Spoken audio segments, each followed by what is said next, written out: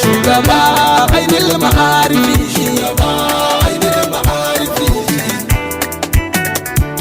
mai kira ya kira abin kira, dan Muhammadu ka bani bajira, garwashin ga ya koma kankara, kar ka duba hannun mu ka tunzira, rabbu ya rabbahu, shugaba ainil ma'arifi,